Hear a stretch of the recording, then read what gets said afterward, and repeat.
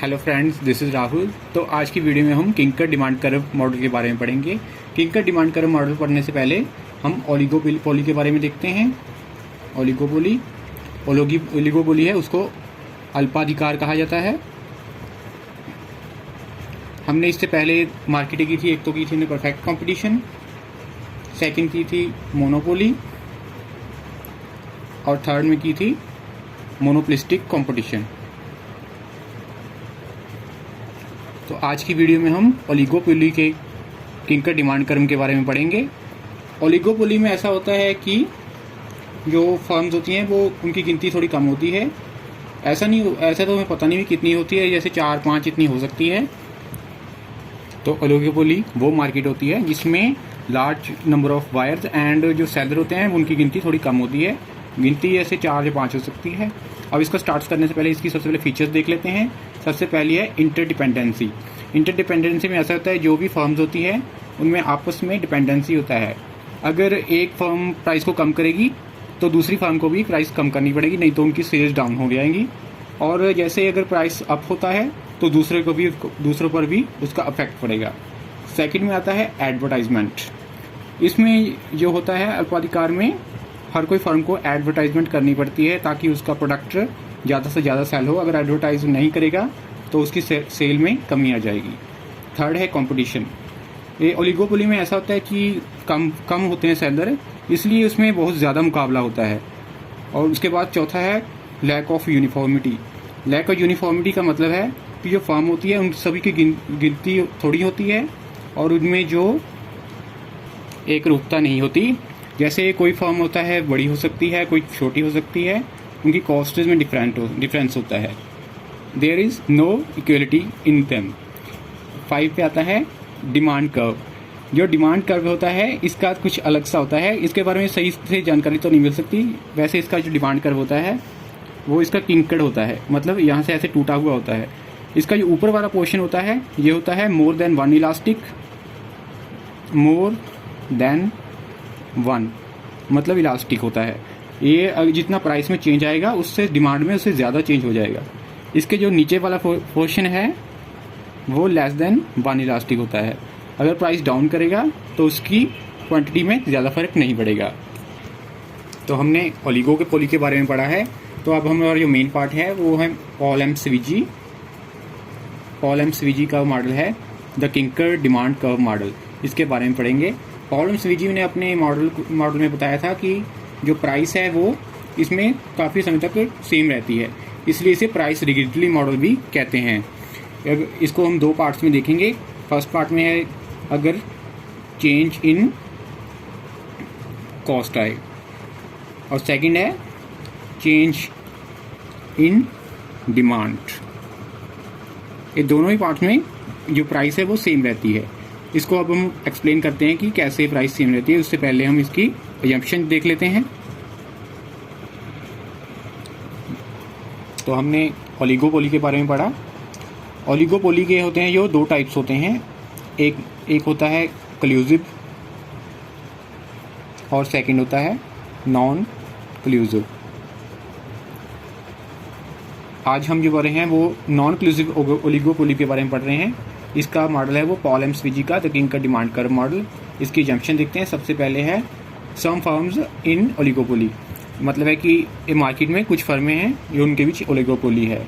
दूसरा है नो क्लूजन, उनके बीच में आपस में कोई भी क्लूजन नहीं है, मतलब इनमें कोई भी गठजोड़ नहीं किया हुआ है, अपनी स्वतंत्र कीमत नीति अपना रहे हैं वो।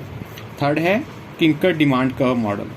इसका जो डिमांड कर्व है वो ऐसे बीच में से किंक किया हुआ है और इसका जो मार्जिन रेवेन्यू होगा वो इस तरह आएगा। और आगे है MC curve goes from कटेड MR.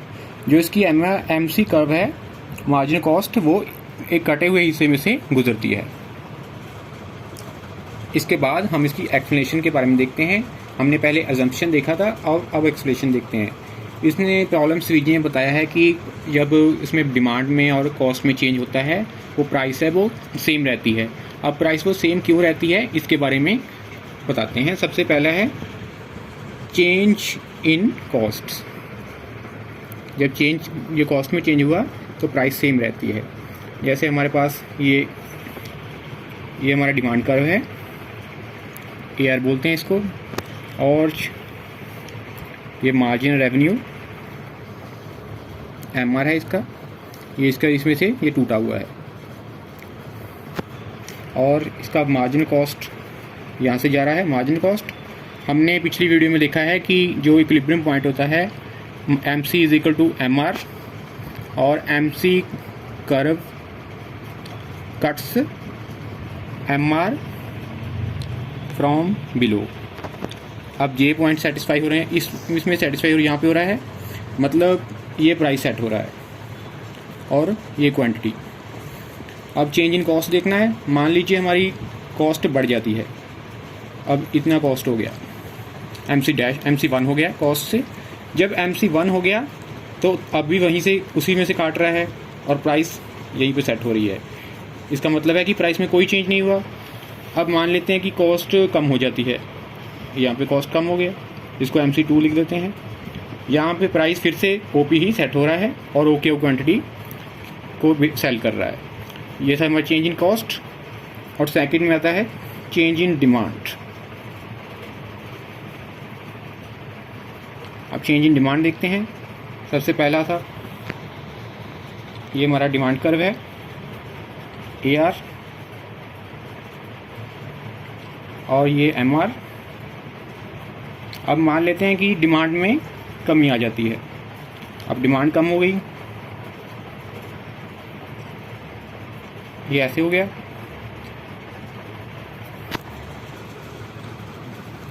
Sorry, अब ये डिमांड कर्व हो गया हमारा। और margin cost is margin revenue पहले यहाँ पे था, अब यहाँ पे हो रहा है।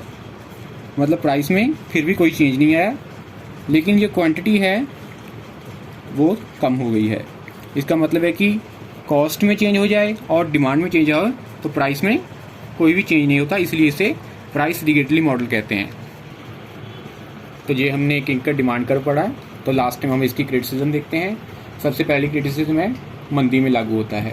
और पॉल एम स्वीजी ने कहा था कि अगर प्राइस में कमी करते हैं तो उसको देखकर बाकी फर्में भी प्राइस को कम कर देंगी, और अगर प्राइस को अप करेंगे तो दूसरी फर्में देखो प्राइस को बढ़ाएंगी नहीं।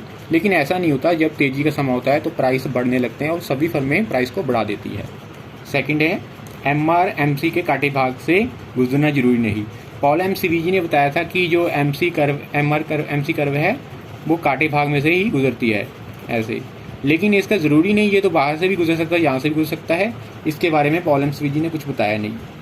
और आगे है प्राइस अप करने पर बाकी की फर्में प्राइस को नहीं बढ़ाएंगी, और प्राइस डाउन करने पर बाकी फर्में प्राइस डाउन नहीं करेंगे।